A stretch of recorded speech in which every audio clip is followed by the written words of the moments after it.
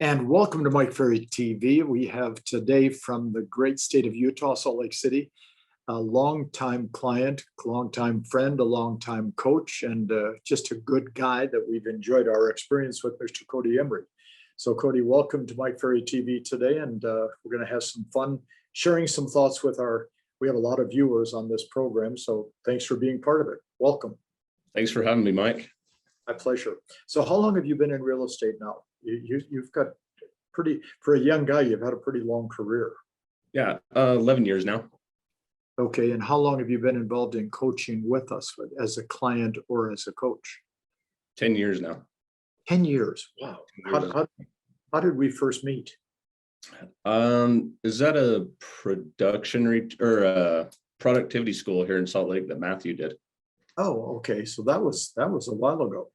Yeah. Yeah, that's fun. And did you join coaching at that time as soon as you saw Matt and what he presented? I did. I signed up right away. It's probably the most awkward thing I've ever been to at the time, but I'm glad I did. Tell me why it was awkward for you at that time. Well, we're doing the mirroring and matching, the role playing, the karate chop, and I've never been to anything like that before in my life. No, that's fun. So what did you do before real estate? I was in construction for a long time, since 96. Okay. So pounding nails, putting buildings together, etc. Yeah, mostly on the management side for my last 10 years of that career. Okay. I never have asked you, did you go to college? Did you take that route to get into your career? I did, but it wasn't the path. I started college, but then I started making a lot of money in construction, and I liked money more than the education, I guess. Yeah. I understand fully. My career in college was about that long, so I understand fully. That's great. So how many clients do you coach today for the Mike Ferry organization? 38 right now. 38. And you're also personally doing a pretty substantial amount of personal business. So you have a pretty busy schedule. How do you balance everything out? Personal life, coaching, real estate transactions. That's a big time job right there. It is. It really comes down to having a tight schedule and following that schedule. It is my roadmap to my goals, and I'm looking at it throughout the day. I watch the clock all the time. Do you really? So, I mean, you really are fanatical on your schedule, and I recall that from our conversations. Do you do most of your coaching in the morning or afternoon? How do you set up that portion against your personal production? So I start on the East Coast at about 6 a.m. And then I'm doing my prospecting calls from 8 to 10. Then I'll take a break, and then I start coaching back up again at 11. Okay. So you really do jam-pack everything in a pretty tight schedule. Yes. I like making money when other people aren't working. There you go. I like that attitude. That's for sure. So, you've coached a lot of people for a long time. Each of our great people that I've interviewed, what are some of the common, I hate to use the word characteristics, but that's, I guess, the appropriate word for the people that you've met, interviewed, talked to, coached. What are some of the common things that help them be more successful than most? Boy, I'd have to say being fanatical about the goals that they've set. Oh, I like that. I like that first word, fanatical. Yeah. And tell me how what do you mean by being fanatical? They're not going to let anything get in the way. They're not going to let the little things that come up throughout the day, say maybe, I don't know, they have to take the kid to school, for example, that morning, and it throws off the morning prospecting. They're going to do it in the afternoon. They're going to get those contacts in because they know that the contacts are going to get them to their goal. Okay. Did you find that the management in construction, which is you got to follow a plan pretty carefully to construct anything of consequence, do you find that was your basis for learning how to be fanatical in our crazy, wonderful business of real estate?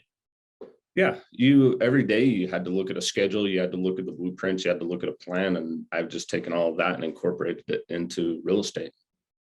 Okay, so you've seen that a lot of the agents that are fanatical And, I've had people say to me time and again, a lot of the agents you coach are really weird. I said, well, tell me about it. Well, look at the professionally dressed, they're enthusiastic. They follow those scripts, they prospect every day. I said, well, how does that become weird? How about maybe they're good business people? Right. What are your thoughts? Yeah, I think that they're more focused on their goals and what other people are thinking about them, and they don't really care what other people think. Yeah, I think that's probably a good example. Do you have a second common characteristic that you come across? Oh, absolutely. Another big characteristic I'd say is they're always looking to learn and grow. No matter what level they're at, they know there's more. And there is more if they choose to open their eyes. Wouldn't you agree? Oh, yeah. Yeah. Absolutely. Um, Several weeks ago, I put out a daily email where I said, you got to keep moving to keep growing all the time. And I got a lot of response to that. So that's really what you're talking about, aren't you? Yeah, right. So how do you keep them learning and growing?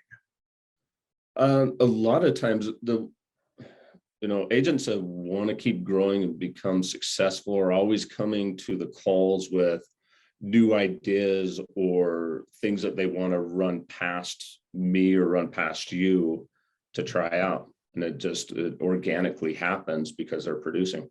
Yeah. Yeah.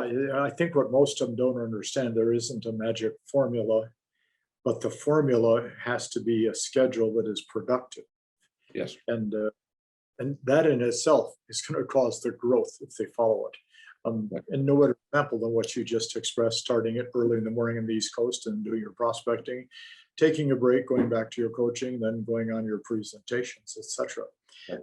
I would assume, because I've had experience at this, there are some frustrating moments or some frustrating situations that take place as a coach.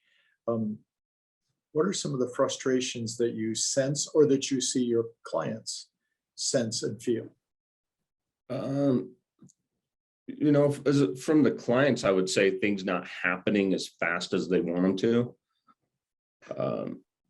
They think that it's a magic formula and it's not. It's hard work. It's talking to people. It's asking for the business and listening. I wrote down, it never happens as fast as they want. Right. I think I would say that is probably one of the biggest frustrations that you and I would sense. Of the 4 personality styles, which one do you identify in yourself? Driver. And I knew the answer to that before I asked the question, of course. And of course, for you and I, because of our style, we are saying everybody's not going to go as fast as the people that you meet. Right. Everybody's going to go at the same speed. But I think a lot of them think that they get their license, they go to work for a good broker, they're part of a nice community, they join coaching and they expect to have 4 listings the first month. Right. How do you temper that in them so they can help understand that it takes time? Figuring out mainly where the business is going to come from. What is their plan to get this business, and where did that goal come from to hit the 4 a month? Okay. And then help them create a plan around that. How many people do they know? How many people do they need to get to know to make this goal happen? Yep. Do they resist and fight what you and I would call prospecting / lead generation? Do they resist and fight that for a given period of time when they start? Most do. Yeah, absolutely. It's uncomfortable. Yeah. And do you find that if they don't have any type of sales experience, which most agents do not, it even makes this whole experience more uncomfortable? Yes, definitely. Yeah, no question. So let's say that we've got a little 2-day event in Salt Lake City, and you're there, and about 8 or 10 agents grab you because I would recognize you as a top coach for us. And they would say, can we meet with you? And then you would say, okay, great. What do you need? And they would say, give us a couple thoughts that we could use to move our business forward. What are a couple of thoughts you would express? Number one is accept that you've entered a sales position. This is a sales job. Okay. And how do you get them to accept that? One is giving them examples of different sales jobs that are out there, and having them, first off, finding out what their plan was, what their thoughts were when getting into the business if they didn't think it was a sales job, and then giving them examples of other positions that are sales jobs that maybe they didn't think were a sales job. Have you found that, as I think I have discovered over the years, that it's often not perceived as a sales job, so they come in unaware of what the real role is of a salesperson? Oh yeah, definitely. So it's probably part of the hiring process, that my joke has always been, if an agent goes into a broker's office, the broker holds up a mirror. If they breathe out and there's condensation, they get a job. That is true. And if they don't get them, they make them an assistant. So, it makes it a challenging thing. So I wrote number one, accept the fact it's a sales position. What's the second thought you would share with them? Knowing going forward, if you want to be successful, that it's going to be uncomfortable. What an interesting thought. So I'm writing that. I've written about a half a page of notes since you started talking. And I have to say to you, Cody, that I'm hoping all of our viewers take notes and watch this all week. But that's a big one. It is uncomfortable changing your behavior, isn't it? Yes, definitely. I've never asked, do you have an athletic background at all throughout your? Not really. Okay, because you're tall, you're thin, you look like an athlete. I was just curious if you did.